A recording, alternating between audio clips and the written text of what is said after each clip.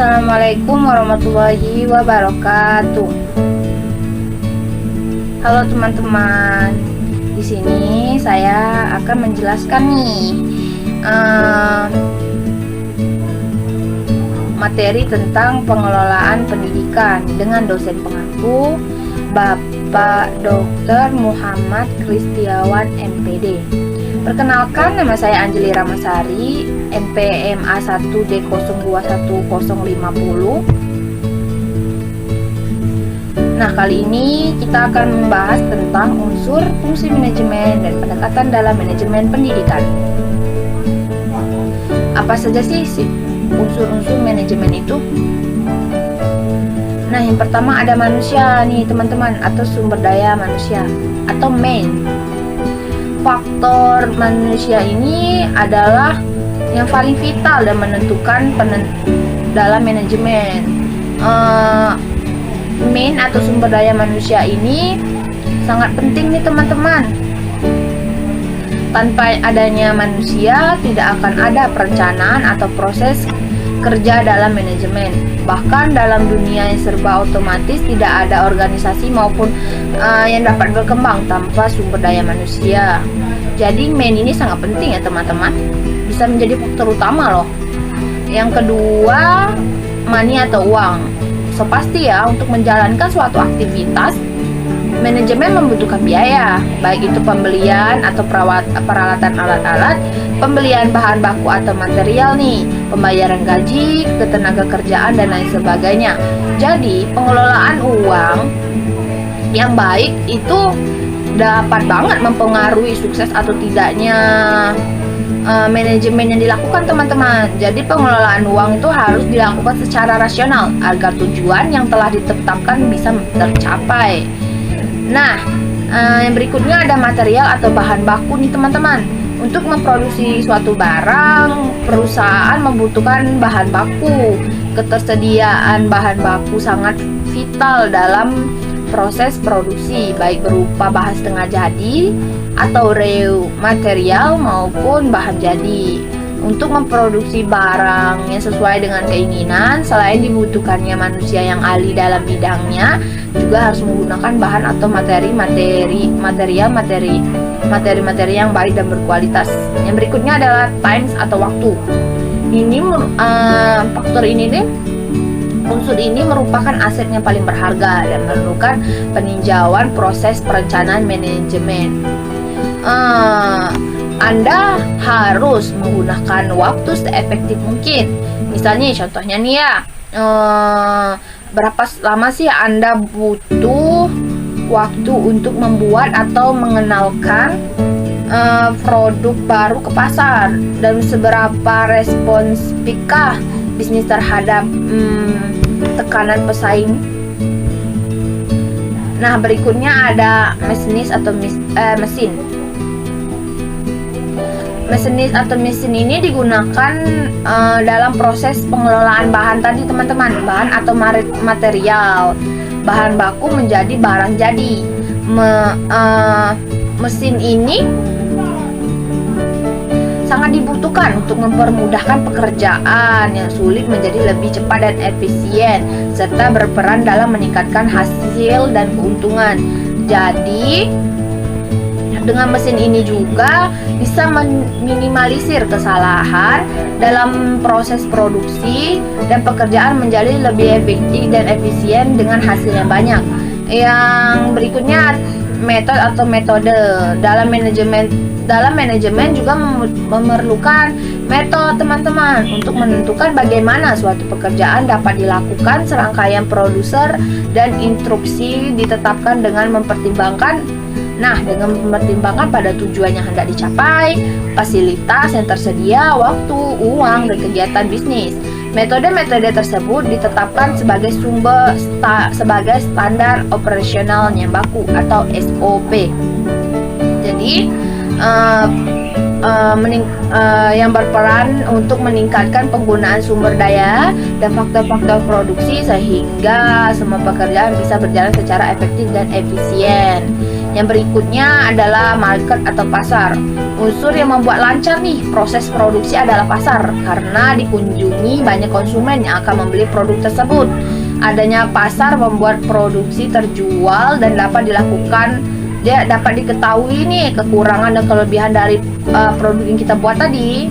Dalam hal ini sebagai pembuat produksi, kita dapat memperbaiki dan mempertahankan kualitas barang yang kita produksi tadi. Yang terakhir ada information atau informasi. Information atau informasi itu adalah data atau berita yang harus sampai ke stakeholders. Stakeholders itu adalah individu atau masyarakat yang memiliki kepentingan terhadap organisasi atau perusahaan yang terkait. Maksud organisasi atau perusahaan yang terkait ini adalah yang tadi teman-teman yang membuat produksi barang tadi teman-teman. Nah, materi selanjutnya ada fungsi-fungsi manajemen nih teman-teman. Nah, fungsi-fungsi manajemen yang pertama ada perencanaan. Dalam sebuah manajemen bisnis adalah yang paling penting dalam sebuah manajemen bisnis adalah perencanaan. Perencanaan sangat penting dalam menentukan secara keseluruhan tujuan sumber daya, tujuan perusahaan dan upaya untuk memenuhi tujuan tersebut. Manajer selalu bertindak sebagai seorang yang mencari alternatif dalam mencapai tujuan akhir, mencakup rencana jangka pendek, menengah ataupun jangka panjang. Yang kedua ada pengorganisasian atau organizing teman-teman. Tujuannya untuk mempermudah manajemen melakukan pengawasan yang lebih efektif dan menentukan sumber daya yang dibutuhkan untuk setiap kegiatan yang sudah dibagi menjadi lebih efisien nih teman-teman. Pengorganisasian secara lebih gampang dapat dilakukan dengan menentukan. Nah, organisasi ini lebih gampang dapat dilaksanakan dengan menentukan tugas apa yang akan dikerjakan, siapa yang akan mengerjakan, dan bagaimana harus dikerjakan. Hal ini bertujuan untuk mencapai tujuan bisnis melalui proses yang lebih struktural atau terorganisasi. Yang ketiga adalah penetapan atau staffing. Penetapan atau staffing ini tidak terlalu jauh ya teman-teman, tidak terlalu berbeda atau jauh dengan organizing. Akan tetapi organizing ini lebih memperhatikan sumber daya manusia teman-teman. Kayak tadi kan, siapa yang menentukan tugas apa yang dikerjakan, siapa yang mengerjakan, dan bagaimana harus dikerjakan. Sedangkan staffing ini lebih memperhatikan sumber daya secara umum teman-teman. Beberapa sumber daya tersebut diantaranya adalah peralatan, perlengkapan, dan investasi yang ada pada sebuah organisasi. Yang berikutnya adalah pengarahan atau directing. Dalam manajemen dalam bisnis yang terakhir fungsi manajemen dalam bisnisnya terakhir adalah sebagai salah satu tindakan yang mengupayakan agar setiap anggota bisnis atau kelompok maupun mencapai sasaran dan target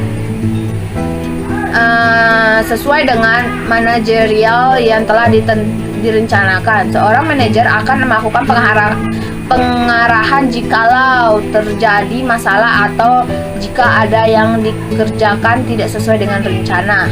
Yang terakhir adanya pengawasan atau controlling. Fungsi manajemen bisnis dalam hal ini adalah melakukan evaluasi secara menyeluruh terhadap kinerja sumber daya perusahaan. Manajer secara aktif akan melakukan pengawasan terhadap sumber daya yang sudah di organisasi sebelumnya dan memastikan apa yang dikerjakan sesuai dengan yang direncanakan.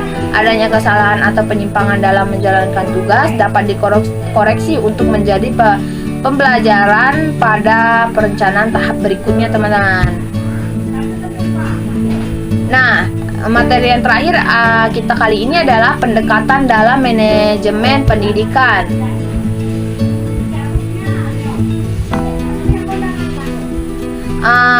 Pendekatan dalam manajemen pendidikan ada 3 teman-teman. Pertama, pendekatan permintaan masyarakat. Pendekatan permintaan masyarakat ini bersifat tradisional dalam mengembangkan pendidikan. Pendekatan ini dasarnya. Nah, yang kedua ada pendekatan ketenaga kerjaan. Di dalam pendekatan ketenaga kerjaan ini, kegiatan-kegiatan pendidikan diarahkan kepada usaha untuk memenuhi kebutuhan nasional atau tenaga kerja. Dalam keadaan seperti ini, kebanyakan negara mengharapkan supaya pendidikan mempersiapkan dan menghasilkan tenaga kerja yang terampil untuk pembangunan di sektor pertanian, perdagangan, industri, dan lain sebagainya, dan juga untuk calon pemimpin yang cerdas dan profesinya. Yang ketiga atau yang terakhir, pendekatan nilai imbalan. Dalam pendekatan ini, pertimbangan penentuan besarnya investasi dalam dunia pendidikan sesuai dengan hasil, keuntungan, atau efektivitas yang akan diperoleh. Dalam hal ini bukan hanya biaya keseluruhan pendidikan, tetapi juga biaya suatu jenjang atau jenis pendidikan selalu dibandingkan dengan nilai hasil, misalnya kenaikan pendapat atau kenaikan produktivitas dari orang-orang yang sudah memperoleh pendidikan. Nah, terima kasih telah menyaksikan video ini. Jika ada kekurangan atau kesalahan, saya minta maaf. Saya tutup. Wassalamualaikum warahmatullahi wabarakatuh.